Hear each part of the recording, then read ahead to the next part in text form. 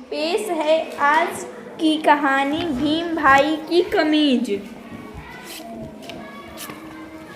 बहुत पुरानी बात है, एक माँ थी, उनकी 7 संतानें थी।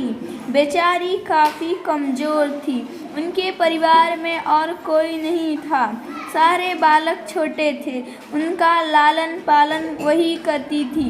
गांव के किनारे एक छोटी सी कुटिया थी। उसमें यह सारे रहते थे। सुबह से शाम तक माँ बेचारी दूसरों के घर का काम किया करती थी। किसी का पानी भर दिया, किसी का अनाज पीस दिया, किसी के बर्तन मांजे। बड़ी मेहनत से माँ सबका पेट भरती थी। अब उम्र बढ़ रही थी, शरीर में ताकत नहीं थी, काम करते बनता नहीं था, पर आखिर माँ तो माँ ही है ना। अपने बालकों को तो पालन ही है। वह रात को कताई बुनाई करती, फिर भी हर एक बालक को एक ही कमीज पहनने को मिलती थी। सबसे छोटे बालक का नाम भीमसेन। सभी उसे भीम कहते थे। जब वह पैदा हुआ था तब माँ ने सोचा था इस बालक का नाम भीमसेन रखूं तो वह भीम जैसा बहादुर बनेगा। भीम फिर हमारे सारे दुख दूर हो जाएंगे। माँ रोज रात को कताई करती, बुनती, आखिर वह भी कितना काम कर पाती। नए बुने हुए कपड़े से वह सबसे बड़े बालक की कमीज बनवाती। सबसे बड़े को कमीज छोटी पड़ जाए तो उसके बाद वाले को मिलती, उससे छोटी पड़ जाए तब उससे छोटे की बारी आती। यूं करते करते आखिर वह कमीज भीम को मिलती। बेचारे भीम को हमेशा घिसी फटी छेदे वाली कमीज ही मिलती। उसका नाम तो था भीमसेन, पर बेचारा दुबला पतला था, फिर भी बड़ा खुशमिजाजी था। उसके चेहरे पर सदा हंसी होती थी। वह कभी किसी से लड़ता नहीं था। सारे भाई बहन खुशी से रहते थे, आपस में मौज करते थे।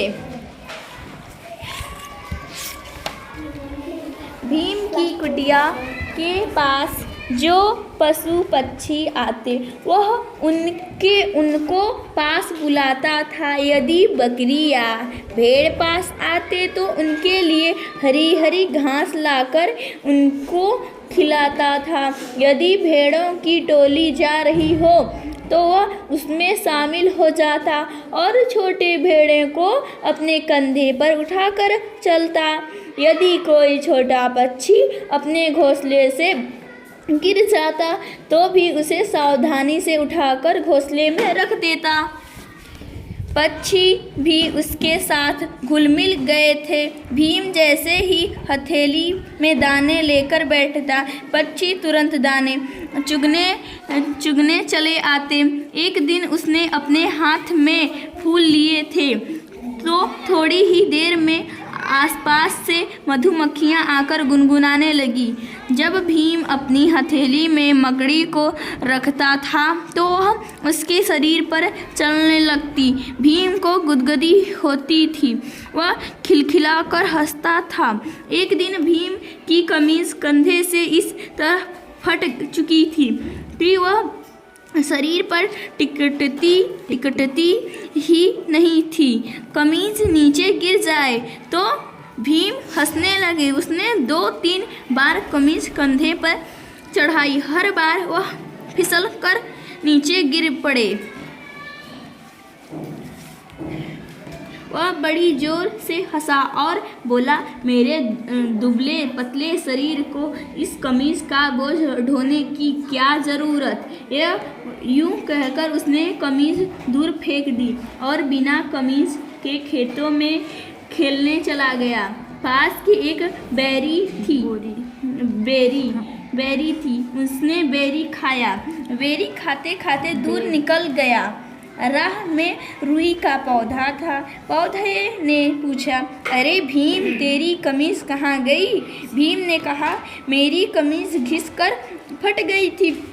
दूसरी तो है नहीं, माँ रात को बुनती हैं, उस कपड़े से कमीज सिलेंगी, तब मेरे बड़े भाई को मिलेगी। मैं तो पुरानी ही पहनता हूँ, बस एक बार बिल्कुल नई कमीज मिल जाए तो मज़ा आ जाए। पर कोई बात नहीं, कमीज नहीं होगी तो भी चलेगा। यूँ बिना कमीज के घूमने का भी खास मज़ा है। यह सुनकर रुई के पौधे को दया आई। उसने कहा, अरे भीम भाई, तुम मेरी रुई ले जाओ ना, उसकी कताई बुनाई करके कमीज बना। यूँ कहकर पौधे ने भीम को ढेर सारी रुई दी। इसे लेकर भीम आगे चला। इतने में सामने बबूल का पेड़ आया। बबूल ने पूछा, अरे भीम भाई, यूँ बिना कमीज के कहाँ चले और हाथ में क्या पकड़ रखा है? भीम बोला, मेरी कमीज तो फट गई है, रुई के पौधे ने रुई दी है, माँ उसकी कताई बुनाई करके कपड़ा बनाएंगी और तब नई कमीज बनेगी। बबूल ने कहा, लेकिन भीम भाई, इस रुई में तो बहुत बिनौले हैं, लाइए मेरे कांटों से मैं बिनौलों निकाल दूं, इसे साफ कर दूं। बबूल ने तुरंत रुई ली। देखते देखते अपने कांटों से उसे साफ कर दिया। साफ रुई लेकर भीम आगे चला। राह में एक मकड़ी इधर से उधर जा रही थी, अपना जाल बुन रही थी। भीम को देखकर उसने पूछा, भीम भाई, यूँ बिना कमीज के कहाँ जा रहे हो और यह क्या पकड़ रखा है? वो ही रुककर भीम बोला, रुई के पौधे ने मुझे रुई दी है, बबूल ने बिनौलों निकाल दिया, अब मैं इसे माँ को दूंगा, माँ इसकी कताई बुनाई करके कपड़ा बनाएंगी, फिर मेरे लिए एक कमीज बनवाएंगी। यह सुनकर मकड़ी बोली, भीम भाई, माँ का काम क्यों बढ़ा रहे हो? मुझे दे दो, मैं किसी की कताई करके बुन देती हूँ। भीम ने मकड़ी को रुई दी और मकड़ी ने देखते देखते उसकी कताई करके कपड़ा बुन डाला। इतना बारीक कपड़ा मानो हवा से भी पतला, खुली आँखों से भी देखते न बने और कितना नरम। फूलों की फराक भी इतनी कोमल नहीं होती। इतना बढ़िया कपड़ा देखकर भीम खुश हो गए। माँ को कपड़ा दिखाने भीम उतावला हो गया। वह कपड़ा लेकर दौड़ पड़ा तो राह में उसे चूहा मिला। चूहे ने पूछा, अरे भीम भाई, दौड़ क्यों रहे हो? भीम ने कहा, मेरी कमीज बनवाने के लिए रुई के पौधे ने रुई दी, बबूल ने उसके बिनौले निकाले और मकड़ी ने रुई की कताई करके बुन दी। मैं माँ को कपड़ा दिखाने जा रहा हूँ, माँ इसकी कमीज बनवा देंगी। यह सुनकर चूहा बोला, तब तो भीम भाई मुझे ही दे दो, मैं अपने दांतों से कपड़ा काट दूंगा। चूहे ने चुटकी में कपड़ा काट दिया। पास में एक बैया बैठा था। इन दोनों की बातें सुनकर बोला, लाओ भीम भाई, मैं कमीज सी दूं, तुम्हारी माँ की मेहनत बच जाएगी। माँ ने बैया ने काटा हुआ कपड़ा लिया, मकड़ी के जाल से धागा बनाया और अपनी चोंच से छेद बनाकर पटपट कमीज सी डाली। कमीज इतनी बढ़िया बनी थी कि भीम भाई तो खुश। उसने तो एक कदम से कमीज पहन ली और माँ को दिखाने के लिए दौड़ पड़े। अब एक गिलहरी से भेंट हुई। भीम भाई को दौड़ देख गिलहरी बोली, अरे दोस्त जरा रुक जा, भीम बोला। नहीं नहीं अभी नहीं, बाद में आऊँगा, मुझे माँ को मेरी बढ़िया सी कमीज़ दिखानी है। कहकर भीम ने अपनी कमीज़ दिखाई और पूरी कहानी गिलहरी को सुनाई।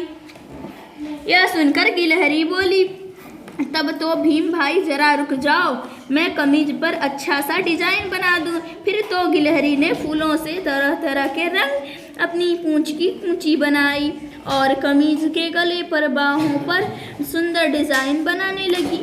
भीम भाई तो खुश से नाच उठा। कमीज पहनकर भीम दौड़ा, राह में माँ मिल गई। माँ को देखते ही वह बोला, माँ मेरी कमीज तो देखो, बताओ तो यह है न बढ़िया। माँ ने उसे गले लगाया और बोली, वाह बेटा, ऐसी कमीज तो मैंने कहीं नहीं देखी। भीम भाई तो खुश